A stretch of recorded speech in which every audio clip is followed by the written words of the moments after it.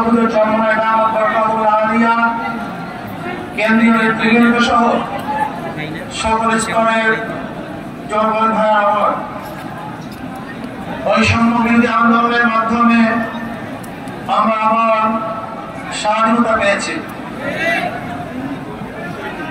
আপনাদের কথা মনে রাখতে হবে, আজকে যে ভূখণ্ডে দাঁড়িয়ে আছেন এই ভূখণ্ড থেকে একবার স্বাধীন হয় নাই। একবার আমরা ব্রিটিশদের বিরুদ্ধে আন্দোলন করেছিলাম স্বাধীনতার জন্য। সেই আন্দোলনের দাবি কি ছিল? ন্যায্য অধিকার। ব্রিটিশ মুসলমানদের বিরুদ্ধে, এদেশের মানুষের বিরুদ্ধে জুলুম অত্যাচারের শৃঙ্খলা চালিয়েছিল। এই জুলুম থেকে বাঁচার জন্য মানুষ ব্রিটিশদের বিরুদ্ধে আন্দোলন করেছিল, জীবন দিয়েছিল। আপনারা জানেন, চাকরি চর থেকে শুরু করে খাবার পর্যন্ত এমন কোন গাছ ছিল না যে গাছের মধ্যে একজন আলেমকে ফাঁসি ঝুলানো হয়নি। লক্ষ লক্ষ মানুষ জীবন দিয়েছিল। এই বাংলার মধ্যে ৮০,০০০ মাদ্রাসাকে ভূলুণ্ঠিত করা হয়েছিল। দিল্লির মধ্যে ১,০০০ মাদ্রাসাকে বিচ্ছিন্ন করা হয়েছিল। হাজার হাজার লক্ষ লক্ষ মানুষ হিজরত করতে বাধ্য হয়েছিলেন শুধু একটা আশায়, মানুষ শান্তি পাবে, মুক্তি পাবে। দেশ স্বাধীন হলো, ব্রিটিশ চলে গেছে, ভেবেছিলাম এবার মানুষ শান্তি পাবে, মুক্তি পাবে। কিন্তু না, আমরা দেখলাম মুসলমানদের বিরুদ্ধে আবারও ষড়যন্ত্র শুরু করেছে। মুসলমানদের অধিকার প্রতিষ্ঠিত হচ্ছে না, মুসলমান অধিকার পাচ্ছে না। আমার মুসলিম লীগের নেতৃত্বে এদেশের মানুষ আন্দোলন করেছিল, সংগ্রাম করেছিল মুক্তি পাওয়ার জন্য, শান্তি পাওয়ার জন্য, নিরাপত্তা লাভ করার জন্য।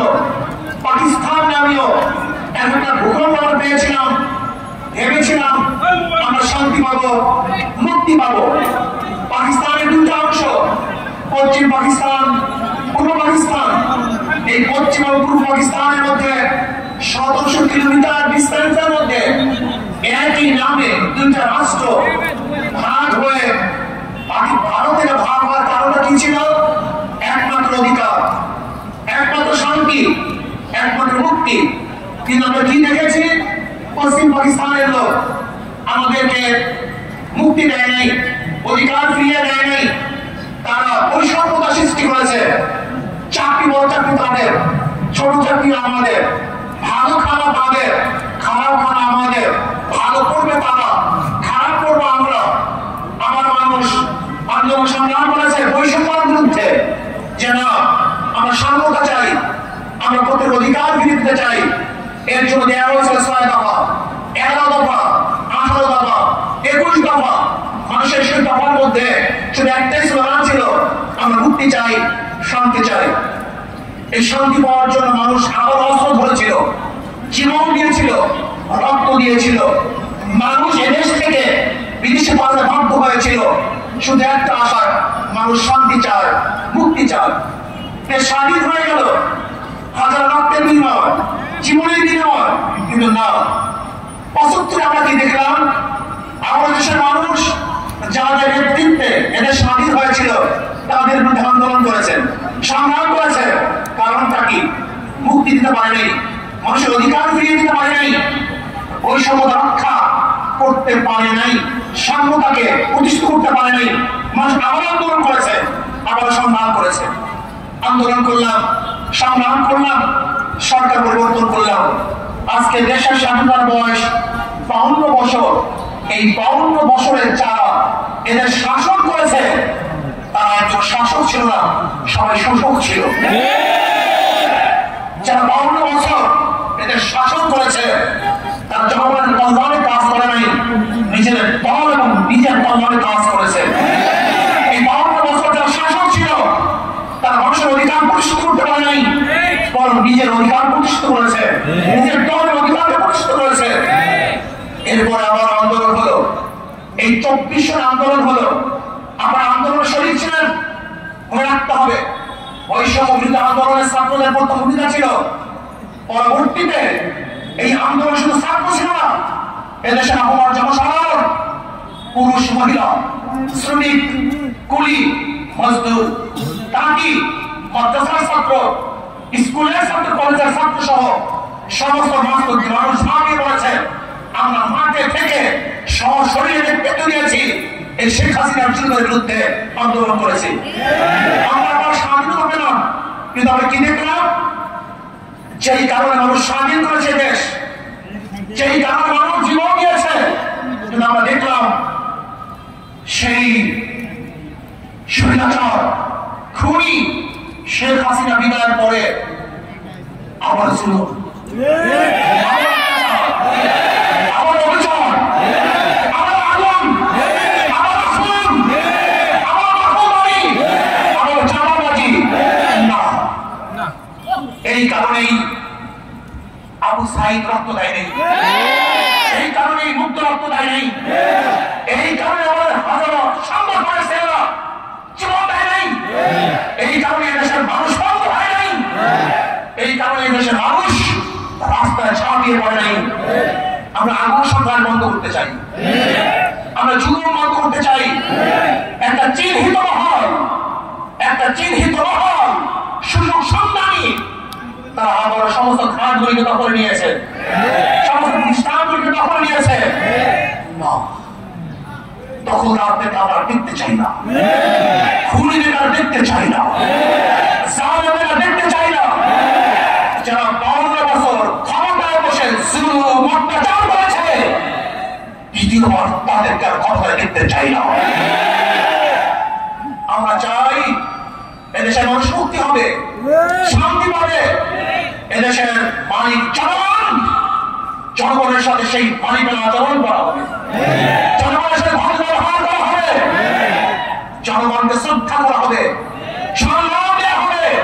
কিন্তু দেখা যায় কোন অফিসের মধ্যে কোন জনগণ যদি ঢুকে, মনে হয় যেন মানুষ আসে নাই, জানোয়ার এসছে। জানোয়ারকে যেভাবে সেবা করে, একটা কুকুর তোদের বিছানায় উঠায়, একটা কুকুর আদর করে, একটা কুকুর করে নিজের হাতে খাইয়ে দেয়, আর মানুষের আশা কখনো কাউকে প্রতি ওদের কোনো শ্রদ্ধা নাই, সম্মান নাই, স্নেহ নাই, মমতা নাই, ভালোবাসা নাই। এর কারণে দেশ স্বাধীন হয়নি। জনাব মুহাম্মদ রাসূলুল্লাহ সাল্লাল্লাহু আলাইহি ওয়াসাল্লাম যেরকম ফতে মক্কার ঘোষণা দিয়েছিলেন, আজকে কে আমি, কে মামুর, কে সাদা, কে কালো, কে কুরাইশ, কে নন কুরাইশ, কে গোলাম, কে মালিক, এর কোনো ভেদাভেদ থাকবে না। সবাই আসলে মাখলুকের মানুষ, সবাই অধিকার সমান থাকবে।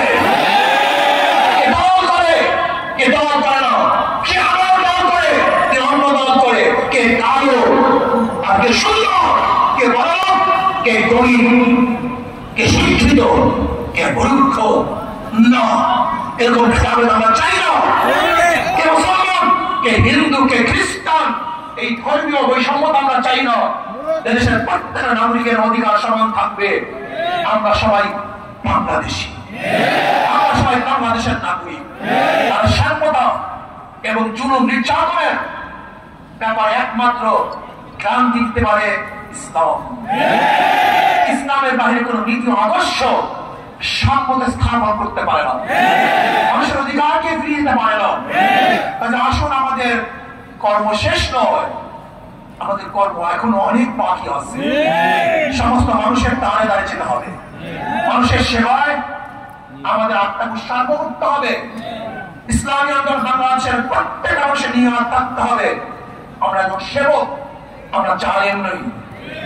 আমরা জালেমের বিচার চাই, অবৈধ খুনের বিচার চাই, কিন্তু নিরাপদ লোক যেন কোনো অবস্থাতেই জুলুমের শিকার না হয়, সেইভাবেও আমাদের খেয়াল রাখতে হবে। অন্তর্বর্তীকালীন সরকারকে আমরা ধন্যবাদ জ্ঞাপন করতেছি।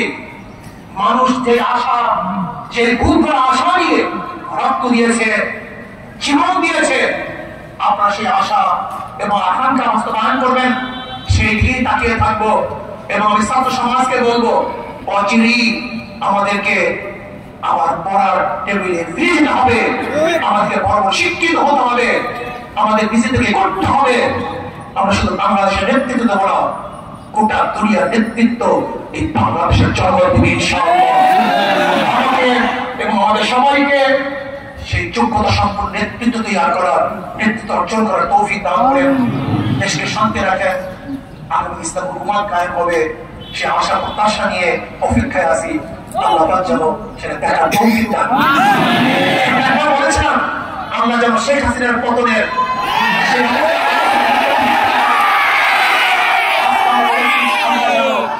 আমাদেরকেও ইসলাম হুকুমত চোখে দেখার তৌফিক দান করেন। আসসালামু